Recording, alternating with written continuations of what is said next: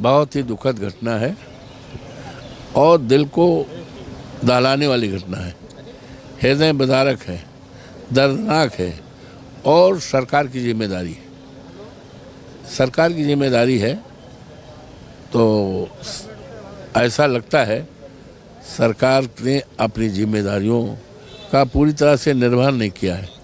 सरकार के तमाम महत्वपूर्ण अंग हैं, जिलों में वो पुलिस व्यवस्था है, जिला प्रशासन और पुलिस प्रशासन है, उनके एसडीएम्स लोग हैं, तो कहीं न कहीं इस बात की चूक कहिए या उपेक्षा कहिए, नज़रअंदाजी कहिए कि इतना बड़ा आयोजन हो रहा है और जानकारी भी है, तो उसके लिए प्रॉपर इंतजाम होना चाहिए था। अपनी तरफ से, पार्टी की तरफ से यहाँ संवेदना प्रकट करना चाहूँगी और भगवान से यही प्रार्थना है कि जिनके साथ ही हुआ है उनके परिवार को ताकत दें। इतना बड़ा गहरा सदमा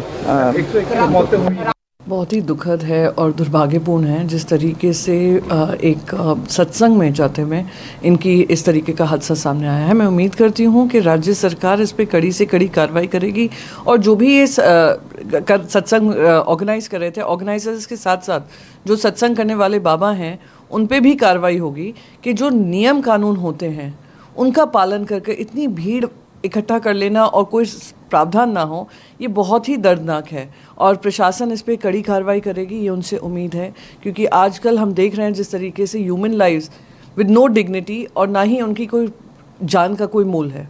ये बहुत ही दुर्भाग्यपूर्ण है। महिला सशक्तिकरण, बेटी बचाओ बेटी पढ़ाओ का दावा करने वाली सरकार, केंद्र सरकार जो है भाजपा की, वो कहीं से भी महिलाओं को सुरक्षित नहीं रख पा रही है। धर्म के नाम पर राजनीति करती है और धार्मिक अनुष्ठानों में वो शायद सत्ता के में जो लोग हैं वो लोग भी ज़्यादा हस्तक्षेप नहीं करते होंगे। नहीं तो जब संख्या से ज़्यादा लोग वहाँ आए तो तुरंत प्रशासन को स्टेप लेना चाहिए था, उनकी सुरक्षा को देखते हुए और भी गेट्स बनाने चाहिए थे, कुछ भी नहीं था। और सुरक्षा की दृष्टि से इस तरह की घटनाएं दोबारा ना हो, इसके लिए वहां के मुख्यमंत्री को रिजाइन करना चाहिए, यूपी के मुख्यमंत्री को। हाथरस घटना पर अब तक जो कुछ हुआ है, जांच वांच बैठा दी गई है, क्या आप लोग इस जांच से संतुष्ट हैं? क्यों ये घटना हुई है, किसको जिम्मेदार मानते हैं?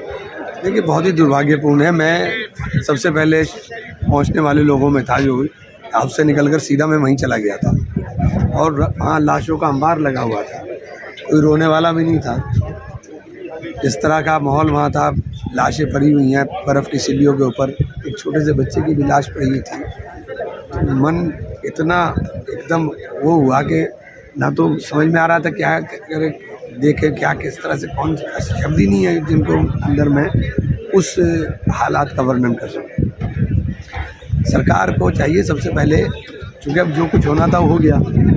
अभी तो वहाँ ऐसा कोई पेशेंट भी नहीं था जिसके मेडिकल सुविधाओं से ज़्यादा चाहिए और कोई बहुत इमरजेंसी मुझे लग रही हो।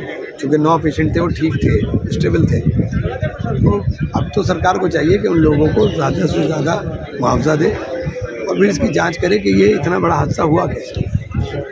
क्या लग रहा है आपको कि लापरवाही किस स्तर पर हुई है? देखिए, लापरवाही दोनों स्तर पर भी है। लापरवाही तो है ही, अगर इतने आदमियों के आने की उम्मीद थी, आयोजकों को भी बताना चाहिए था और प्रशासन को अपना आप इंतज़ाम करना चाहिए था। प्रशासन ने सारा उनके अमले जमले पे छोड़ा हुआ था। तो ये तो जांच के विषय हैं, ये तो जांच तो होती रहेगी।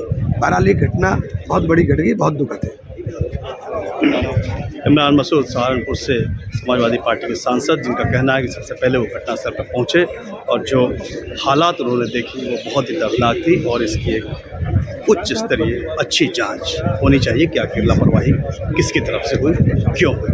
प्रशांत, न्यूज़ 24। हमारे साथ कांग्रेस के वरिष्ठ नेता प्रमोद तिवारी हैं। सर, हाथरस में जो घटना हुई, अब तक क्या फीडबैक आप लोगों को गाँव से मिला है और क्यों हुआ, किसकी जिम्मेदारी लगती है कि ये क्या लापरवाही हुई? मैं समझता हूँ इसमें आयोजनकर्ता भी जिम्मेदार है, ऊपर से लेकर नीचे तक, और इसके साथ साथ जिन्होंने परमिशन दी वो प्रशासन भी जिम्मेदार है। आपकी आंखों के सामने इतने लोग इकट्ठे हो रहे हैं, क्या वहाँ पे कोई इमरजेंसी द्वार था? क्या वहाँ मेडिकल सुविधाएं थी? जिस रास्ते से गुजरना उस रास्ते पे क्या इंतजाम थे? कितने लोग तो सही समय पर मेडिकल न मिलने के कारण मर गए। भोले बाबा का नाम शायद कुछ अपडेट सर बोले, क्या पूछ को लेकर के भी जिसमें खबर सवाल खड़े किया जा रहा है। मेन आयोजनकर्ता लोग कौन कौन थे और आपने कुछ अलग से जांच की मांग की? मैंने हाईकोर्ट के जज के नेतृत्व में जांच की मांग की है और ये 2 लाख का मौका बढ़ा के 50 लाख देने की बात है। प्रमोद तिवारी कांग्रेस नेता, जिन्होंने ये मांग की है कि हाई कोर्ट के रिटायर्ड जज से पूरे मामले की जांच होनी चाहिए कि हाथरस में आखिर ये घटना क्यों हुई जिसमें महिलाओं और बच्चों की जान गई।